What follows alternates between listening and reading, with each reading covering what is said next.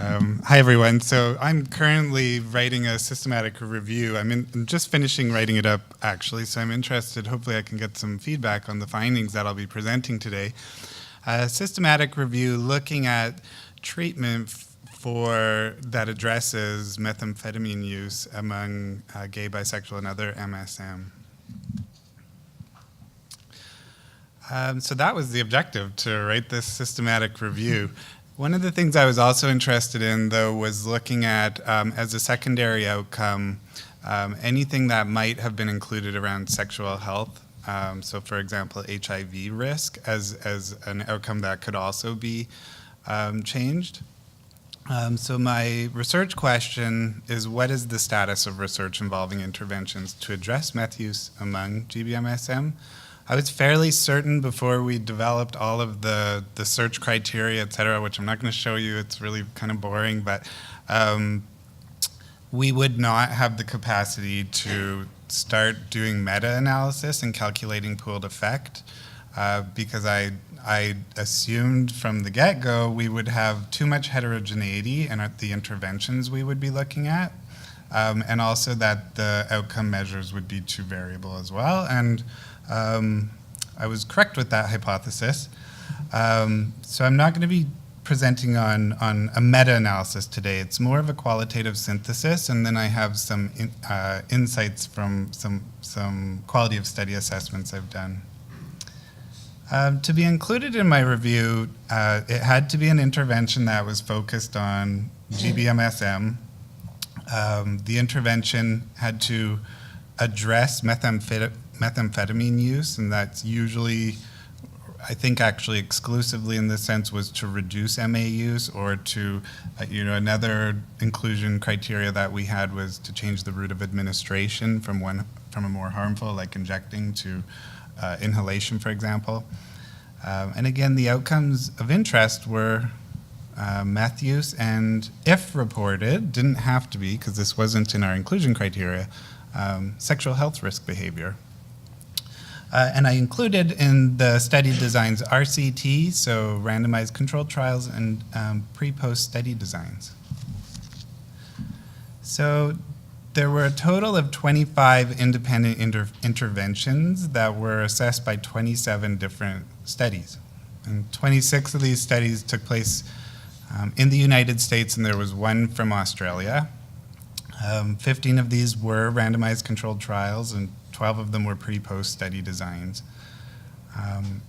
This is just a very crude finding. 22 of the 27 studies reported statistically significant effect on one or more meth-related outcomes in a favorable direction. So they were able to report reducing methamphetamine use. And then among 22 of those studies that also included some measure of sexual health-related outcome, and this was highly variable. It was unprotected anal intercourse to using meth during sex. So there was a lot of different measures, but 18 of those 22 reported a statistically significant effect on one or more of those sexual health-related outcomes.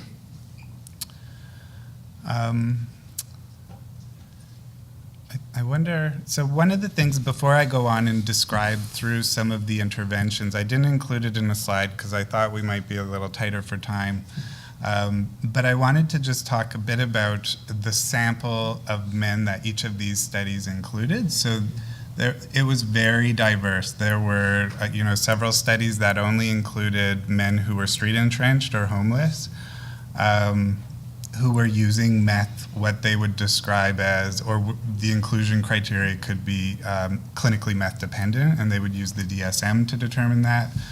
To other studies that included men of all different socioeconomic statuses, and it would be more of a measure of self-reported meth use, once in the last 6 months. So it was quite diverse, and so you can imagine that the outcomes that they're looking at in terms of addressing meth use were very, very different. The other thing that I think is worth noting is most of these studies, I think it's almost all of them, but there's a couple that did not, excluded participants who had a pre-existing psychiatric condition, and So for those of you who who have ever interacted with someone who has been using meth for a long time, or who happens to be particularly vulnerable to going into psychosis, you can imagine that group of men, it's a very devastating side effect of using meth, are completely excluded from all of these empirical data. And so, somewhat not surprisingly, they were all outpatient interventions. This is commensurate with, I have a colleague who's doing a review of reviews of meth treatment interventions, and she said that's the same thing she's seeing in all of those studies as well. So most of the data we have is around outpatient interventions broadly, but also around GBMSM as well. 4 of the studies in my review, this is interventions, 4 of the interventions assessed pharmacological interventions. Most of them were psychosocial. There was one harm reduction. And so I'm going to give my limitations right now before I go into this, because this is a big limitation.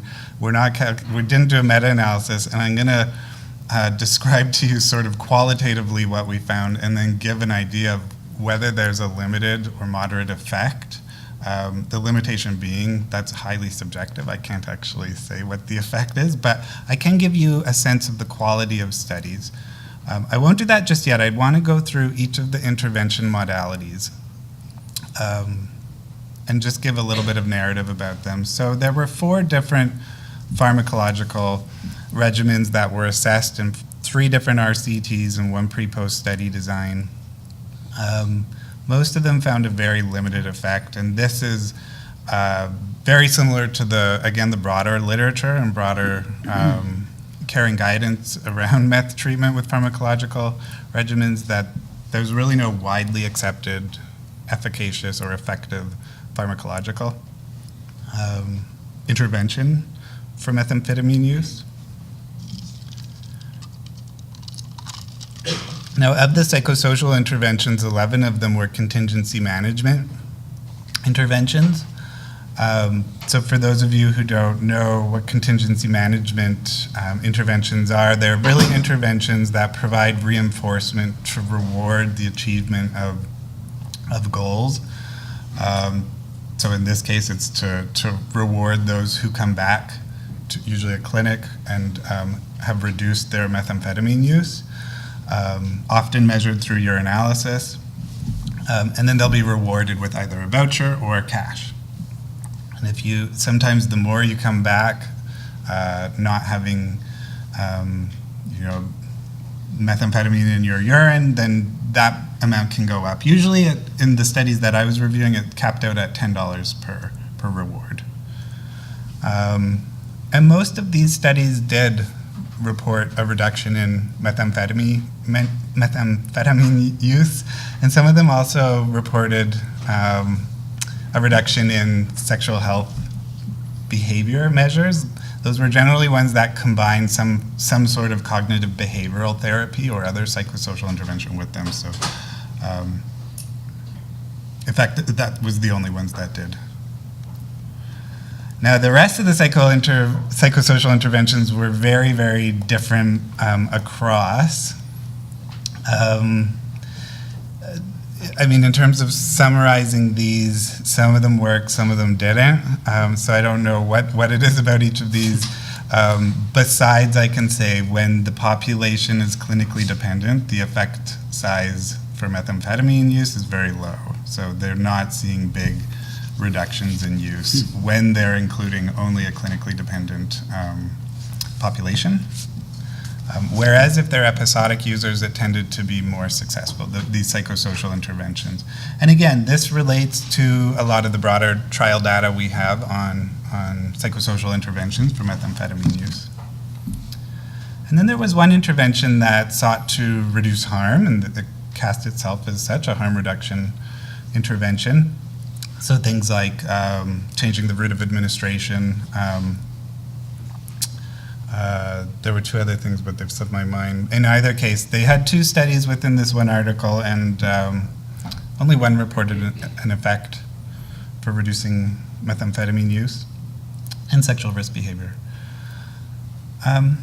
So just to speak to study quality in a narrative rather than a graph form or table, 15 of the 15 randomized controlled trials, 3 were assessed as having low risk. The rest, it was either unclear or had high risk, and this was usually due to just the inability to blind the intervention. And then of the non-randomized studies, all were assessed at moderate quality. And so to assess, just for those of you who are interested, to assess the randomized studies, we used the Cochrane Risk of Bias instrument. And then for the other one, we changed it, so I forget what it was, the National Heart, Lung, and Blood Institute's quality assessment tool for before, after, pre-post studies. So this is the slide that I want to emphasize. There are limitations with this. This at this point is just a narrative of my own assessment of what's going on here, and I want to do more work that maybe is a little more robust before this manuscript sort of gets out into the real world. But out of the pharmacotherapies, again, it aligns with those interventions, really aligns with the broader trial data we have. There's no to limited efficacy for meth use and sexual behavior in this case. Out of the psychosocial interventions, there's limited to moderate efficacy for methamphetamine and sexual risk behavior during intervention, particularly, again, among non-clinically addicted participants. For those contingency management interventions, they really do not show sustained effect post-intervention. And then the harm reduction, we only had one study, so I mean, I would just say there's limited evidence base to date, and I would urge more research and intervention in this area. I'll be short on my discussion. The evidence base involving GBMSM and meth treatment, it continues to grow. It grew, I think the first study that I included here started in 2005, and it was a fairly steady growth of evidence throughout, right up until 2017, where we've already got, I think there's 3 2017 articles, so that's great. There's a lot being done in this area. Beyond that, I don't have a whole lot more to conclude on, but I do want to say I really feel there's a need to integrate the provision of sexual health care and substance use treatment and care, especially among this population in some settings. I would say to date, there's been a largely siloed approach between substance use treatment and sexual health in terms of addressing the harms that can occur and providing care. And so that's actually a program of research and implementation science that I'm working on with the Health Initiative for Men and others at the BC Centre on Substance Use. I'm going to skip this last question. I also analyzed differential effects throughout, but I didn't really report on it. I'm happy to talk. So by differential effects, I mean, I was looking at when the studies reported on, we had different outcomes if someone was of different sexual identity or ethnocultural background. Happy to talk about that more during the Q&A, but I'd really like to acknowledge my colleagues and friends, Mohammed and Anna, who have assisted with the data extraction for this, CIHR and Michael Smith. So thank you very much, and I will turn it over to Joshua.